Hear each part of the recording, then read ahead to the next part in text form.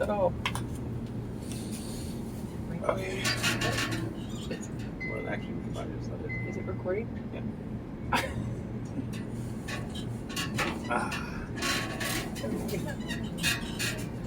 Hey guys, just want to introduce. I'm Eric, Casey. and we are in Whereabouts Unknown. Tell you a little bit about ourselves and kind of how we came together and why, to the best that we can. And yeah, so we have been physically together for just over 2 weeks now. After coming together a couple months ago, talking on the phone, long distance, we were guided and called to each other. Casey definitely initiated the starting process, and I was just waiting, sitting in my place. So,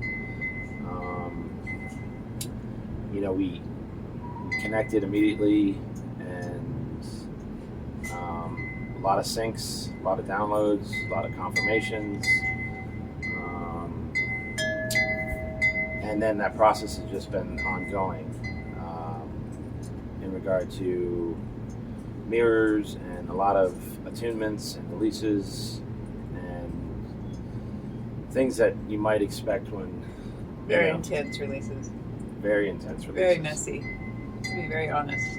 Messy and beautiful at the same time. I mean, hard, Now that we've come through that. Yeah, now that we've come through it. I mean, that one. Yeah. Yeah, it definitely presented challenges that we knew we were going to have, but not to the degree and how deep and intense they were going to be. And that's, where we are now is at a pretty graded out place energetically. We were communicating, not that we weren't before, it was about holding space and allowances and mirror stuff that just, presented. And having him in my space. Yes. It's been very challenging for me. Being single for 10 years and needing a lot of space. Right. It's been extremely challenging. Right. We both know and recognize that we have a reason we're here, but the paths that we've been on and how they came together, it just synced up, and it was the right time, and we definitely moved because there was an original timeline plan, but that kind of got shifted, and there's reasons that we know but also probably don't know for them, but some of the conversations we've had in the last couple of days through the releases that Casey came through, that I don't know if you want to talk about any of that, but no, it's been very challenging to release the deep-seated programming, only being connected with distorted masculine. So yeah. But our communication level has definitely increased as far as knowing the common understanding of why we're together and why we're here at this moment, as many others are. Our experience isn't unique. A lot of people out there doing this, and Casey, I don't know, was it Friday? I think you were like, it was time to do a video, and we took a day off yesterday. Not that we've been doing a lot, except for inner work. But we kind of did some family stuff. Went out to the beach, had a long day, and it was nice. And so we couldn't do the video yesterday, and today was kind of the right day to do it. So, anyways, So as far as our paths are concerned, I found myself in what I thought was a very lonely place, but I wasn't. I was very content. I was very happy with who I am and where I was at, and wasn't sure that I was going to find a sacred partner and take it to the next level as far as why I'm here and what work I'm supposed to be doing. So, and that's what was interesting, is because I really wasn't expecting for this to kind of all happen the way it did. And I guess we can go into a little bit of the background of that, but I caught a video live, or like a live video from Sology, or what's it called, Soul Speaks, and with Todd Medina, and I caught like the last 10 or 15 minutes, and I used to watch that really regularly on Facebook, but I was in the process of getting off Facebook. Just was kind of done with social media on certain levels, but I didn't and I couldn't for whatever reason, and I tried for like a month. And so Casey was on, and just the last 10 or 15 minutes, I'd say at least, like 3 or 4 things definitely jumped out that I was kind of hit me in a way. And so I gave it a day or so, and I think then I looked up Casey and friended her and just messaged her really quick. And in doing so, then I also went back and watched the whole video. And Casey has her story, and a lot of things synced up, like I said, once we were able to communicate over the phone, and then I was getting a lot of downloads. Share the similarities between your father and Yeah. if you want to. Yeah. So I mean, like one of the similarities, and this, we may jump around here, but we plan on doing a bunch of these videos like ongoing.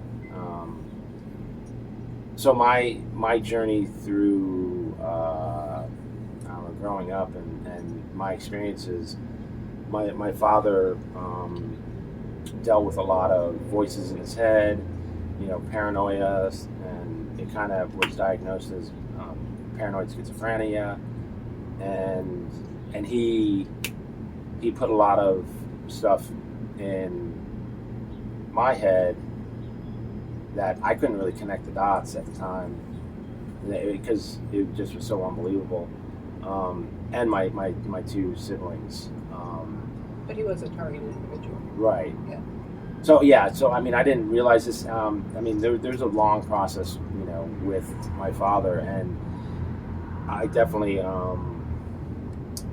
was alienated from him for a long period of time. I resented him, and just a father-son kind of thing that sometimes happens with mother-daughters also. But what happened for me and how I kind of came into a lot of my truths and into my high heart was being able to forgive my father. And within that process, everything kind of came full circle and like kind of came through me. And that was just one aspect, my dad, because there was a lot of other things within me that, information and confirmation. But back to what Casey's talking about, my father was in and I don't know exactly what program, but there's a bunch running, but a lot of strange things happened to me through him, indirectly and some directly, but and for me, I was always running away from it and not wanting to even have any information. And then once Casey and I got together and we're talking, and Casey can talk about her experiences, because what we kind of came to, especially energetically, how we kind of mesh, and divine feminine, divine masculine, balancing polarities, mirrors. That's been a real challenge for me. Yeah. So Casey, I mean, I can tell in the dark path. Yeah. Like, so my journey was, I brought dark to light. I walked a lighter, energetic path. When I was like 12, I remember something getting like overlaid over on me, and like my whole world like energetically shifted. Like I was here but not here. Like I just was going through the motions, and I came to find out years later that I was being protected with a shroud to keep my light subdued, because once we continue to grow and age and mature, you know, I was probably just going to start coming into my gifts and abilities, and you know, it's interesting for me, anyways. But maybe there's others out there that, you know, with being, you know, I was a pretty hyper kid, but I was like always had a great heart, and you know, ADHD, like I dyslexia, and you know, I struggled on a lot of levels, and I always wanted to be accepted, and I just couldn't be who and what society wanted me to be. But I tried. You know, I had 4 great kids. You know, had a marriage that, for somewhat, you know, worked but didn't. And so, where was I going with this? Oh yeah, so my light path, and what came through in one of the downloads was Casey had to walk a really dark path, but bring the light to that. And you know, her heart is as big and golden as, you know, I would say mine. I mean, we're to match on that level, but that's been some of the polarities between us, and you know what Casey's had to work through on different levels. That for both of us, we balance certain aspects, and that's ongoing. But yeah, I've just had many experiences with the light, and they got more like progressive as I got older, and things came through more, a lot with angels and stuff. And so, we've had to have a lot of protection, and we were told, or I was told, that we were at the highest level of the Council of Light protection, and all the masters and ascended masters and our guides and teams. I mean, they've been right there the whole way. Let's bring it back to like our personal experiences, because it's been pretty messy. I just want to keep it real. Okay. I mean, no, that's great, but Yeah, yeah. Sorry, and I may go down singular paths, but we are definitely So, I don't really know where to start, but I don't know. You want me to talk about some personal stuff? Well, no, for me it's been very challenging. It's very attentive, very affectionate. I'm not used to that, and it could be a little overwhelming. And some of your codependent issues were coming through. And so I've been really pushing him away because I don't know how to receive it. So there's been a lot of intense, like a lot of anger coming out in me towards him. He's been so gracious because I'm very much in my masculine energy. So it's really hard for me to trust. And okay, so there's a good, I've been very attuned to my feminine energy my whole life. I tried to be that, I don't know, what would you say? Alpha male is the one that we talk about, but like, the quarterback and the, the successful businessman, or, just a lot of those metrics of what society measures, what is a male supposed to be. And I grew up in a very matriarchal household, family lifestyle, and so I was always in touch with my emotions and feelings, and being able to share them and not feel like I need to keep them away. And trust me, as far as like on this level with Casey and coming in to her being by herself for the last 10 years, and and a lot of women in this energetic plane, they've had to take on a very masculine role or archetype regarding just managing, getting through life through these energies, and what kind of society comes, how it presents. And so that's for me. I mean, you look at me and I'm obviously a male, and so the perception is that, oh, I'm not going to deal with that type of stuff. And I don't until when I was working in certain professions, like my professional career, and I would always be challenged at some point, because I would have care for the employees and concerns, and it wasn't about like the numbers and the end of the, and so between Casey and I, that was a challenge for her, like she mentioned.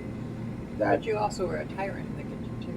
well, no, I was, and that's where I brought the dark to the light. I mean, if I were to connect that into it, it's like I had to be something that I really wasn't, and at the end of the day, I wasn't happy or comfortable with having to embody that. But that's what they wanted out of me, and like I mean, one job I was at for almost 10 years, and it was like the last 2 or 3 years, I couldn't sustain it. And, I had fortunately a really good team and a guy that was under me that supported. And I was going through my divorce, and there was a lot of life changes and shifts. And that's actually, so that was in 2008, 2009, 2010. So like probably about a year or two before my reawakening, and it actually was before 2012, but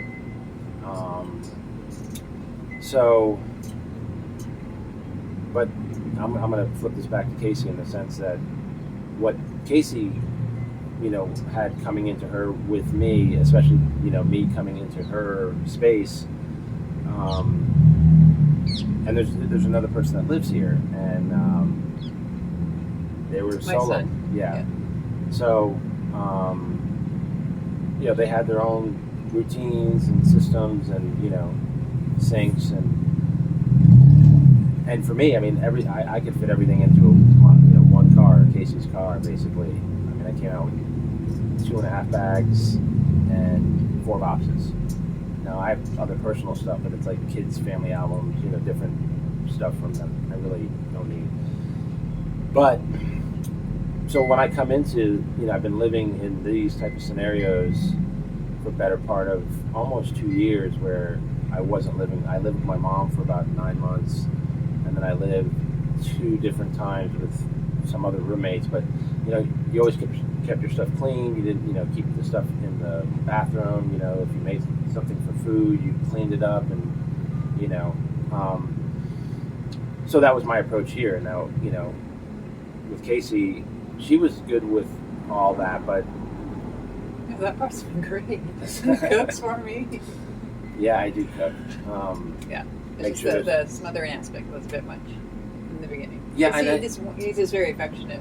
I am very affectionate, and I can understand, Casey's experience with what she, had to come through and otherwise regarding relationships with men. That's the thing, is like we're all very distorted males. yes, Very distorted male energy. Yeah. And for me, and this is something we talked about, it's like I am who I am, and I'm as authentic, and like I'm not like, I've never had an extra marital affair or like anything. Like I've never cheated on anyone. I'm as honest as the day is long, and you can trust me, and that's not been Casey's experience. And so that adjustment and being able to sort of and that's the thing, is like giving her space so I can just talk about what I had come to. It was easy, but we had a couple moments where It was nice. well, it's not that it wasn't easy, it's just And I brutal. knew I needed my own space. So I was holding space for Casey when she was needing her space, and like and distance, and not me being super affectionate, even though that's my nature. And so that adjustment wasn't hard, but it was and I'm still probably a little. No, you've been handling it well. No, I fell into old patterns of coping mechanisms because it's been so intense. And then I had to pull myself out of it. And him wanting to help, it's just like, you can't help me. I have to do this on my own. There it is. And I knew this from a long time ago. How long are we going Huh? How long are we going to do this? Should we do too So- long? Just until we're done. I don't know. Like, We went too long. okay. So this is our first video together. I think Casey's done one other one that she's going to put on, or has on her That YouTube. one, yeah. Yeah. So we're trying to work out some of the the first jitters, or like kind of known. We don't really want this to be scripted, and kind of like we want to be able to just flow with what's coming through us on a daily, and you know, if I'm not saying we're going to do it every day, but so yeah, we don't need to kind of go over everything in the first video, but we are talking about. I don't know if we finished really kind of what you did want to talk about, which was what I was, you know, going through, and then you were going through. So Yeah. No, I just want to be very raw and authentic because it has been. I mean, I know for me, and I've been very. It's been difficult here. I've taken it on you because I can, and I've told him don't today. I don't let me. What did I say? Don't let me. walk over you. Yeah. Yeah. So that's been something, you know. It's like take your power. You know. Don't, Yeah, step into my power. Step into your power. And I mean, I have it, but you know, that's one of the conversations we had this morning, which was, you know, if I had when we first came together physically, you know, really kind of stepped into our, you know, was in my power with, and I was in my power, but you know, in the divine masculine, sort of wanting to. It's not about control because it's control without control. I mean, we've talked about this before, where it's not coming across ego-based or like kind of with an expectation or, you know, like I'm trying to just totally undercut, you know. So, and that's been a process for me too, is like finding that balance. But if I'd come in, you know, with the heart intent, divine masculine, with wanting to support, Casey was not in any position that, because it would have come across as distorted masculine and it would have made life more challenging. And it was challenging, you know. Yeah, but that's affected our because we are not sexual at this time and choosing not to be for myself.